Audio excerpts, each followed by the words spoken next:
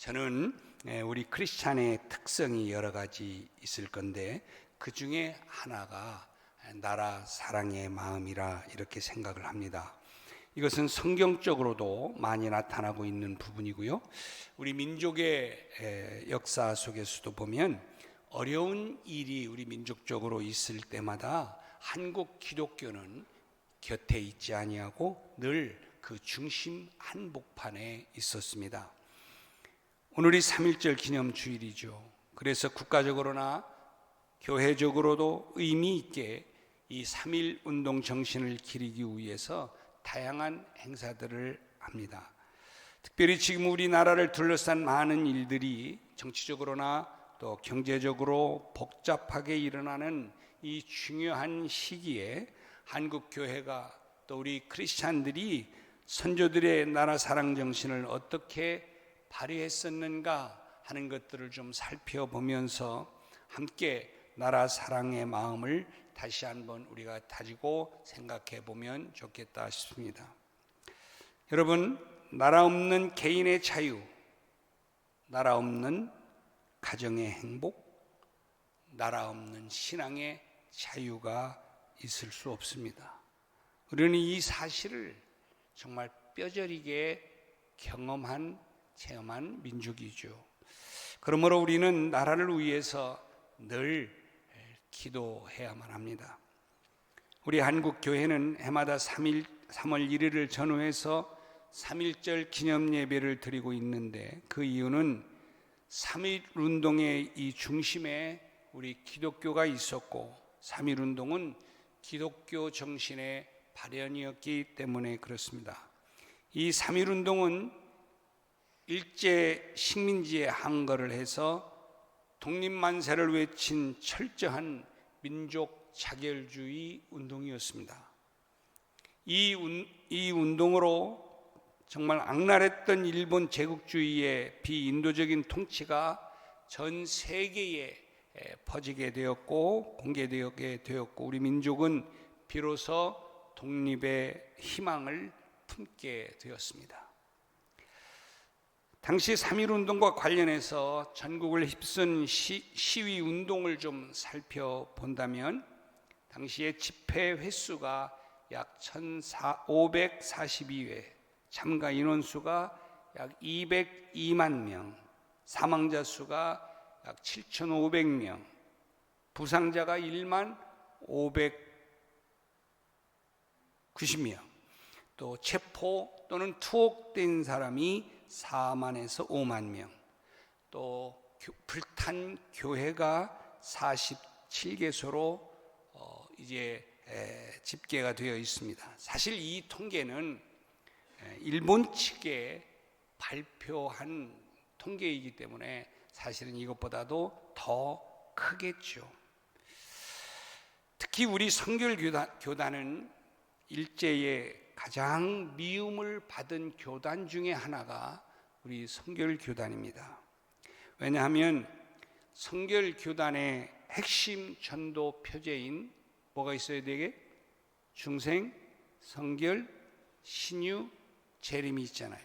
근데 그 중에 이 마지막에 이 재림 사상은 특별히 일본의 천황 숭배 사상의 걸림돌이 됐고 선결교회가 이 재림 사상을 이제 포기하지 않자 선결교단은 모든 교회가 폐쇄되게 되었고 교단도 문을 닫게 되었습니다.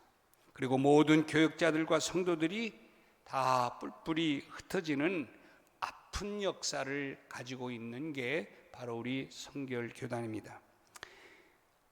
이처럼 3.1 운동은 근대적인 민주주의 정신에 의한 민족 또 민중 중심의 강력한 정치적 의사를 집대성한 운동으로 역사의 이종표의 길이 남을 기념비적인 사건이 바로 이 3.1 운동입니다. 당시에 중국의 장개석 총통은 이 소식을 듣고 4억의 중국인들도 하지 못한 놀라운 일을 작은 조선 사람들이 해냈다라고 말하면서 김구 선생에게 격려를 해왔고 대한민국 임시정부에 적극적인 지원을 하겠다는 약속을 했다고 그래요. 무엇보다도 한국 교회가 이 운동을 주도함으로 비폭력 저항을 부르짖은 것은 오늘의 우리에게도 좋은 교훈의 메시지가 되는 것입니다. 3.1 운동은 구국의 신앙운동이었습니다. 그래서 3.1절은요 33명의 민족 지도자들을 중심으로 해서 주도되었는데 그 중에 기독교 지도자가 반이나 되는 16분이 포함되어 있습니다. 여러분은 아시는 것 당시에 우리 민족 종교라고 하면 불교를 들 수 있습니다. 그래서 거의 모든 백성들이 불교인이다 할 정도로 그런 상태였고, 그리고 또 유교와 천도교의 영향이 당시에는 아주 지대하게 영향을 미쳤었던 시기입니다. 그럼에도 불구하고 33인의 지도자 가운데 절반인 16인이 기독교인이었다 하는 것은 당시 3.1 운동에 얼마나 기독교가 큰 영향을 끼쳤는가 하는 것을 증명하고 있는 것이죠. 이처럼 당시 기독교 인구가 얼마였었냐? 약 40만에 불과했습니다. 프로테지로 따지면 1.5% 정도 되죠. 자, 이런 상황을 고려해 본다면 얼마나 당시 민족 운동의 주도적 역할을 우리 기독교가 해왔는가, 그 중심에 서서 이끌어 갔는가 하는 것을 알 수가 있습니다. 참으로 민족 고난의 역사를 어깨에 짊어지고 정말 죽어가던 조선의 출애굽과 또 민족 부활을 우리 기독교가 외쳤다고 볼 수 있습니다. 물론 3.1 운동에는 기독교인 외에 천도교, 불교도 참가를 했고 또 참여자 중에는 기독교인이 아닌 사람들도 적지 않았지만 3.1 운동의 준비와 전개에는 기독교 정신이 그 중심에 있었고 또 기독교 정신에 입각한 민족 자존 운동이었다는 사실을 우리가 어렵지 않게 발견할 수 있습니다. 이는 한국 교회가 이 운동의 중심이 되었다고 하는 것을 입증하고 있는 셈이죠. 한국 교회는 이 3.1 운동을 처음부터 주도적으로 계획했을 뿐만 아니라 만세 운동이 전국적으로 확산이 돼서 범민족적인 거사가 되게 하는 데에 앞장을 섰었습니다. 우리는 여기에서 나라가 민족이 어려움을 겪고 있을 때에 민족의 자존을 회복하고 나라를 구하기 위해서 우리 기독교가 얼마나, 우리 믿음의 선조들이 얼마나 분연히 일어섰는가 하는 것을 알 수가 있습니다. 3.1 만세 운동이 시작되고 난 직후에 전 기독교인들에게 독립단 통고문이라고 하는 문서가 전국에 배포되었었습니다. 일종의 행동 강령과도 같은 것인데 그 내용은요 이렇습니다. 한번 들어보십시오. 우리 존경하는 고귀한 독립단 여러분이여, 어떤 일이든지 일본인을 모욕하지 말고 돌을 던지지 말며 주먹으로 때리지 말고, 이는 야만인이 하는 바니 독립의 주의를 손상할 뿐이니 행여 각각 주의할지며, 신자는 매일 3차례 기도하되 일요일은 금식하며 매일 성경을 읽되 월요일은 이사야 10장, 화요일은 예레미야 12장, 수요일은 신명기 28장, 목요일은 야고보서 5장, 금요일은 이사야 59장, 토요일은 로마서 8장을 돌아가면서 다 읽어라. 이렇게 통고문을 전국 기독교인들에게 통고를 했다고 그래요. 자, 이러한 통고문을 보면 당시 기독교가 독립만세 운동을 펼치면서 얼마나 신앙적인 입장에서 서 있었는가 하는 것을 알 수가 있죠. 주님께서 보여주신 비폭력, 비무장을 기본 강령으로 세우면서 하나님의 역사하심을 믿는 믿음으로 정말 죽음을 무릅쓰면서도 철저한 성경의 가르침에 벗어나지 않고 신앙 중심으로 이 운동이 전개되어져 왔었다고 하는 사실을 우리가 잘 알 수 있습니다. 또 이 3.1절은요 계몽의 신앙 운동이었다라고 말할 수 있습니다. 3.1절은 잠들어 있는 민족 혼을 깨우는 계기가 됐습니다. 이전까지 우리 민족의 대부분은 독립에 대해서 포기하거나 무관심한 계기가 되었었습니다. 이전까지 우리 민족의 대부분은 독립하는 것을 이제 포기를 하거나 무관심한 상태에 이제 흘러가기 시작을 했어요. 그러나 3.1 운동이 막 전국적으로 확산이 되어지면서 모든 백성으로 하여금 민족 자존의 의지를 다지게 하였습니다.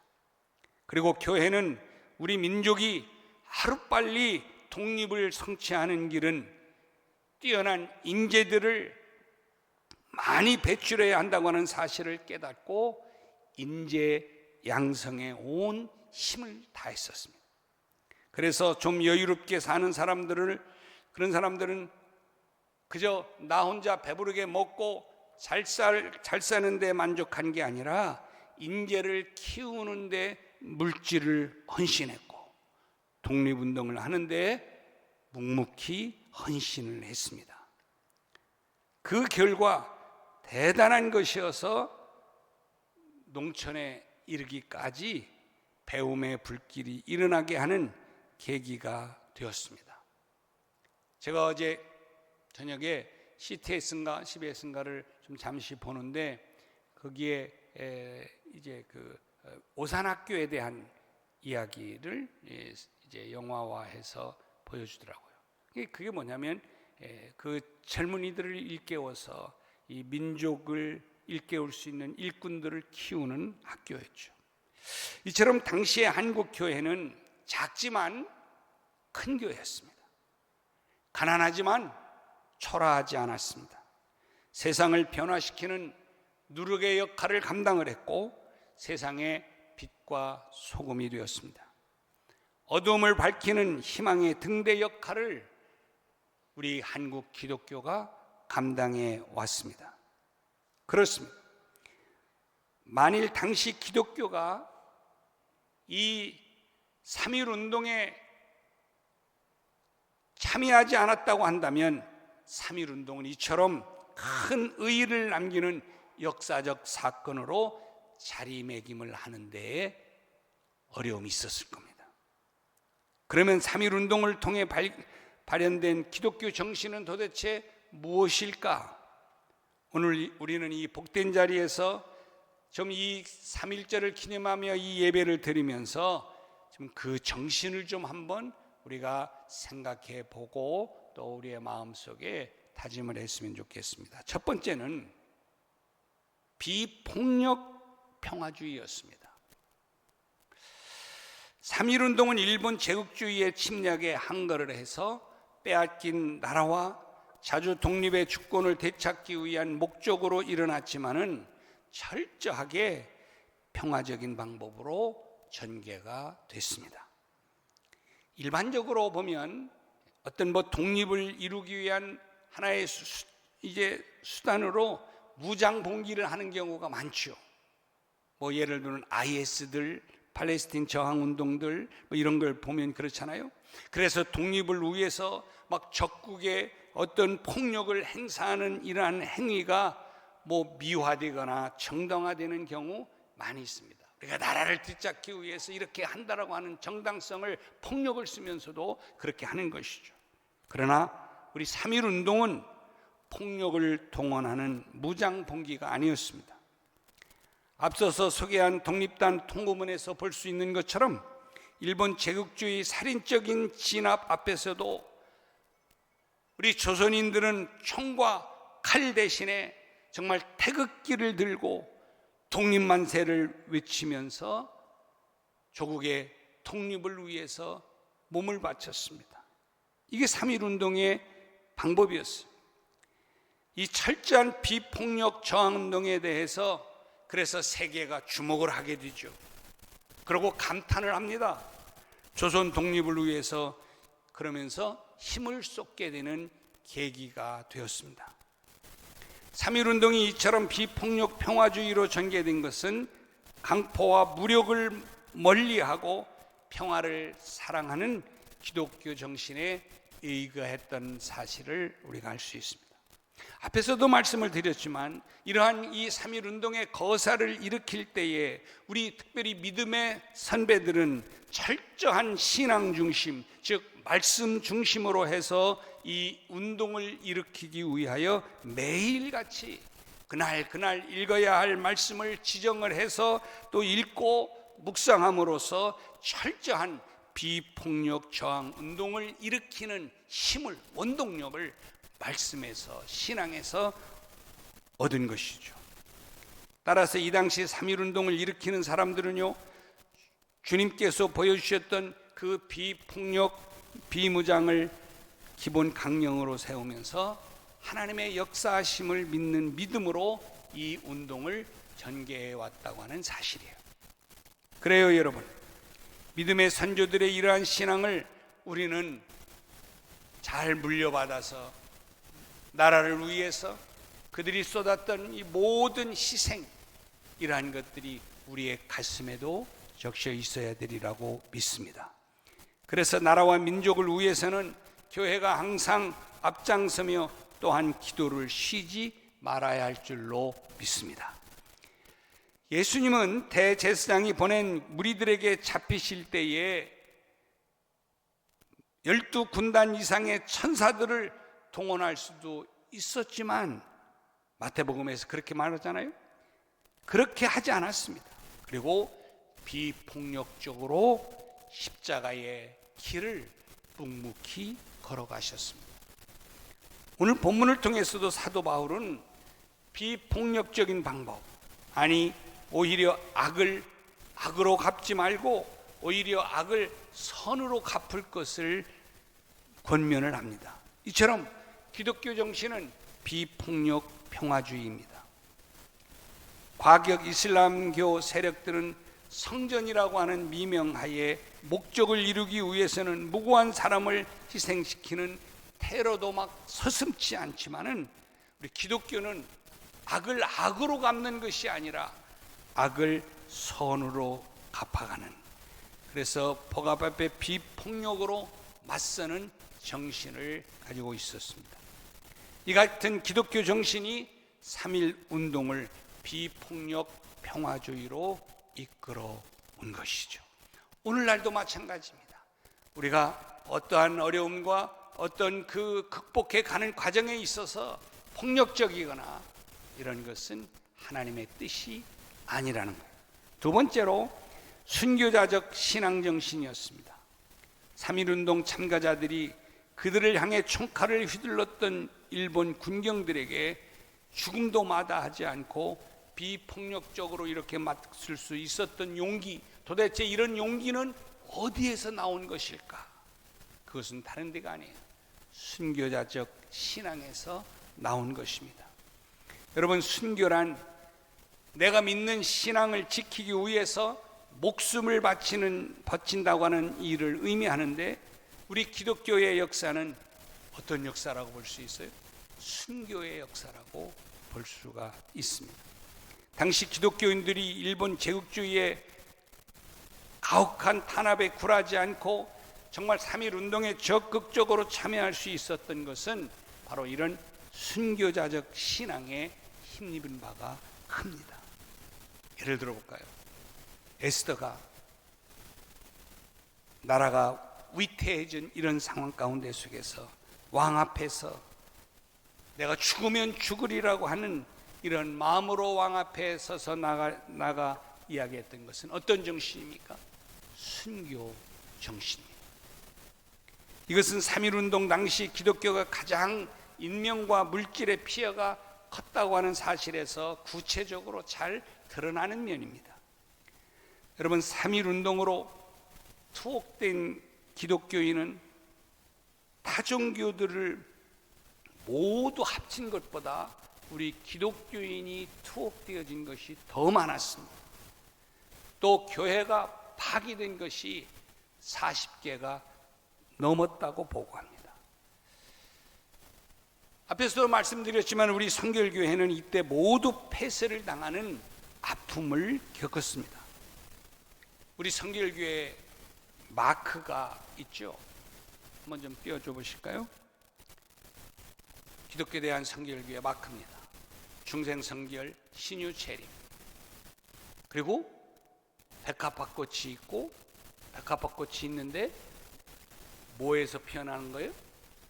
가시예요. 저게 가시밭에 핀 백합화, 이거를 상징하는 게 우리 성결교단의 마크예요. 그러니까 한마디로 말하면 우리 성결교회는 그런 많은 그 순환의 역사 가운데 속에, 특별히 일제의 이 많은 아픔 가운데 속에서도 이 신앙을 지키기 위해서 이 모든 순교의 그런 각오를 하고 폐쇄당하는 그런 가운데 속에서도 이렇게 백합화꽃처럼 피어났다고 하는 것을 보여주는, 상징하는 것이죠. 여러분 잘 아시는 제암리교의 경우에는요, 일본 군경들이 방화로 교회당이 아주 잿더미가 되고 그 안에 교인들을 넣어놓고 이제 들어가게 하고 불사질렀어요. 그래서 교회가 다 전소되는 것뿐만이 아니라 그 안에 있던 모든 기독교인들이 순교를 당하는 이러한 역사도 있습니다. 만일 우리 3.1 운동에 참가한 이들이 일제의 가혹한 탄압에 맞서서 총과 칼을 들거나 싸웠거나 아니면 쉽게 무릎을 꿇었다고 한다면 3.1 운동의 정신이 아마 많이 퇴색되었을 거예요. 이렇게 기독교가 3.1 운동을 비폭력 무저항주의로 이끌 수 있었던 힘은 어디에 있었느냐?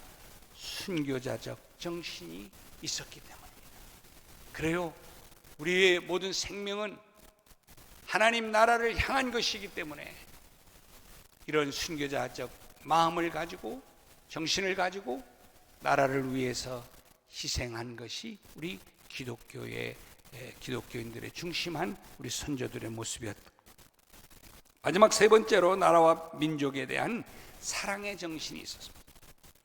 일제시대 우리 한국교회가 3.1 운동에 적극적으로 참가하게 된 목적은 단순한 어떤 종교의 자유나 교회 자치권의 획득을 위해서 한 게 아니었습니다. 당시 한국교회는 나라와 민족을 사랑하는 애국의 교회였습니다. 일제시대 기독교가 독립운동가를 가장 많이 배출할 수 있었던 것도 이에 힘입은 것이죠. 교회에서 강단마다 말씀 선포할 때마다 나라와 민족을 사랑하는 것을 가르쳐 왔습니다. 당시 한국 교회가 애국 애족의 교회라는 정체성을 형성할 수 있었던 것은 애국 애족 그 자체가 성경에서 발견할 수 있는 기독교의 정신이기 때문에 그렇습니다. 사도 바울은 로마서 9장 3절을 통해서 이렇게 말씀하죠. 나의 형제 곧 골육의 친척을 위하여 내 자신이 저주를 받아 그리스도에게서 끊어질지라도 내가 원하는 바다. 이 정도로 동족을 사랑했고 이스라엘의 독립, 즉 이스라엘의 회복을 꿈꿔왔습니다. 그래서 우리 제자들의 주요한 관심사도 다른 게 아니었어요. 민족 사랑이었습니다. 마태는요, 그래서 동족을 위해서 복음서를 기록하는 거예요. 사랑하는 여러분, 나라와 교회를 사랑하는 것이 성경의 중요한 가르침입니다. 당시 한국 교회가 일제의 총칼에 굴하지 않고 조국의 독립을 위해서 분연히 일어서게 된 것은 애국 애족의 기독교 정신으로 말미암았다는 사실입니다.